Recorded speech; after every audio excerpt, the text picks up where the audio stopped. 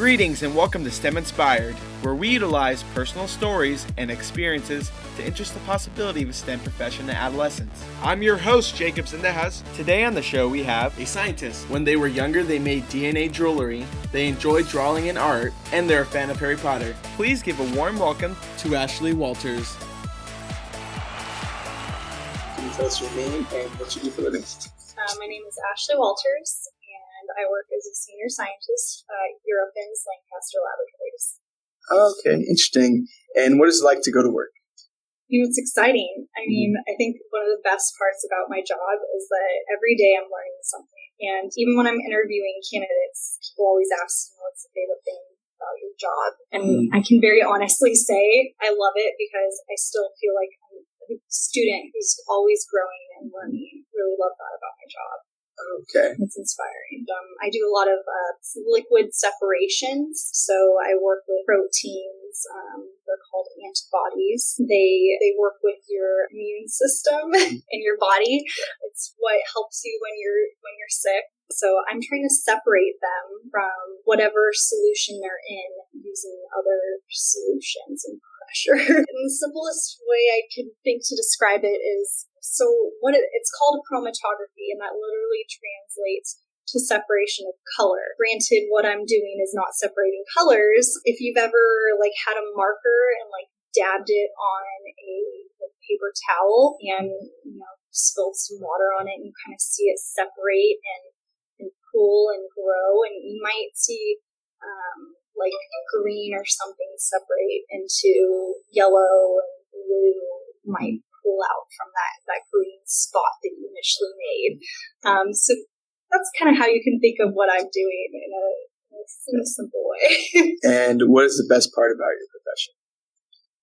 I mentioned it that I'm constantly learning. I also really like the people I work with, particularly at my company. I like that I learn every day. It's always new and interesting. Science is constantly changing and growing, driven by new technologies. What is rewarding about your profession? Do you have a personal connection with your profession from your experiences of your childhood to what you do now? My childhood, there's an instance of being in science class in, I can't remember if it was 7th or 8th grade. And that's when we started, learning more about, you're taking an actual biology class or a chemistry class, or a section as a part of the bigger science class. I just remember being so fascinated.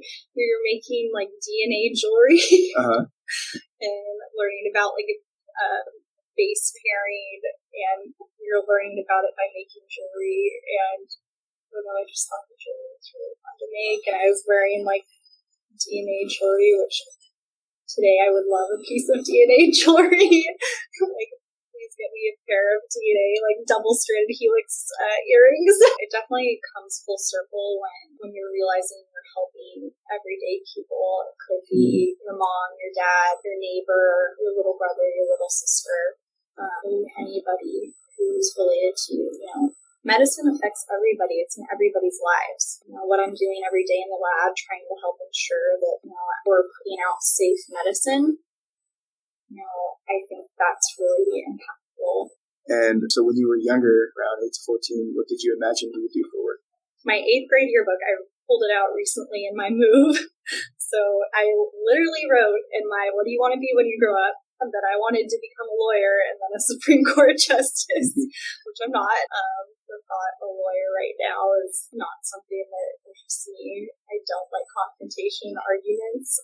I'm happy that I'm not doing that, but it's funny. Looking back at my job history, I've cruised through my journals. I didn't mention science really anywhere. It's mostly boys and stuff. Teenage kid going through those awkward stages. Keep the journals, guys. They're fun to go through. My mom was a stay-at-home mom. She did do some wallpaper contracting jobs throughout her life. And my dad had worked, he actually started as a coffee machine repairman, and that somehow morphed into being a computer engineer, I guess. Yeah. Wow. So from him, I get a little bit of science in our family, but his job was very, I would say more technical, hands-on. Actually, my first job was interning at his company, and on the electronics manufacturing floor, like there's some really big machines with a lot of big moving parts where you probably don't want a small kid running around who wants to touch everything they see. Coloring the machines. Yeah, exactly. I probably would have actually still coloring to this day. So Really? yes, I enjoy coloring. Is that a hobby that you've had since you were young? Yeah, I've always enjoyed art coloring. Forget when I was asked, but it was sometime in college, and it's kind of a question that threw me off guard. Like, if you weren't doing what you were doing today, so studying to be a scientist, like if I wasn't doing that, money didn't matter, I would have gone into art. I've always enjoyed sketching and drawing and coloring. Yes, I do enjoy working with my hands. I do that in the lab every day. What is it about art that just you really enjoy it? It's creative. Sky doesn't always have to be blue. Draw whatever color sunset you want. If you want your sun to have a smiley face, it can. Yeah. That's kind of what draws me to art. And I like when I sketch, I just like capturing a moment. Like, this moment's really beautiful, and, I just want to capture and sketch this moment as I see it. It's relaxing. Do you see a connection between the passion for art and the passion for science? Yeah, I mean, I definitely think there's creativity in science. You're asked to come up with creative solutions during your workday. So, like, if I'm working at my instrument and it decides to stop working, I need to figure out how to fix it. And sometimes it's been a little bit more creative than others.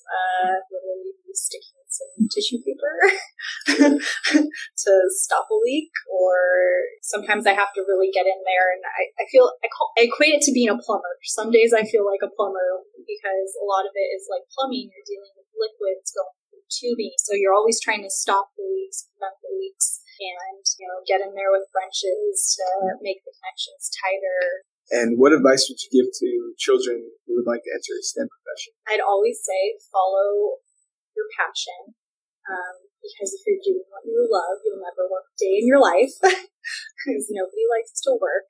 You definitely don't want your job to be a chore. And I definitely don't feel that when I wake up every morning that I'm going to my job. I feel like I'm doing something I love, and I'm excited to drive to work every day. Say there's a child that seems interested in science, but they see it as a big challenge. What's something you would tell them to either persuade them or to reassure them about science? One, don't give up. I can say that I actually struggled significantly with math, and math is definitely, sciences are heavy, math heavy. We use a lot of math to get through the coursework, and I do use math every day at my job. I wouldn't say it's terribly challenging math, but having a good understanding is good. And overcoming my struggle with math, I did that by seeking out resources. If you can ever find a tutoring opportunity that's free, you go to your teachers and ask them for help. And that's how I got caught up. Is I had an awesome teacher in 6th grade who had after-school tutoring, and I told my mom I need to do better because I was doing horrible in my math class compared to, the bottom of my class was really bad. But I actually ended up graduating valedictorian at the end of middle school when I initially came into my middle school career at the bottom of my class. So, just a lot of hard work, a lot of extra studying. And if you struggle with math or science, Khan Academy is amazing. They have the best YouTube videos. I still watch them to this day. With anything I want to look up. And so the story where you said it was 6th grade when you were at the bottom of your class, and then you moved up to valedictorian. Was there something that your teacher told you or anything that really just kind of made that shift? Because that's a big shift from... I honestly think it was Harry Potter that did it. Yeah, I think Harry Potter kind of spoke to me because I came into 6th grade. A lot of the kids in my 6th grade class had gone to school together throughout kindergarten through 6th grade. So they're all best friends. And I had just moved from a different state. I moved from Oregon to California in 6th grade.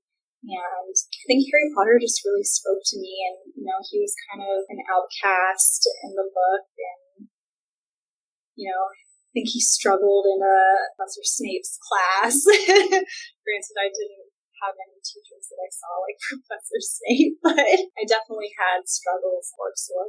And Harry Potter had a lot of magic on his side, but that'll get you. Thank you for listening. We hope you enjoyed our program. STEM Inspired is a project of BC STEM Ventura County's cross-sector network to improve educational outcomes in the STEM fields from early learning to career. STEM Inspired is generously funded by Arconic, Innovation Engineered.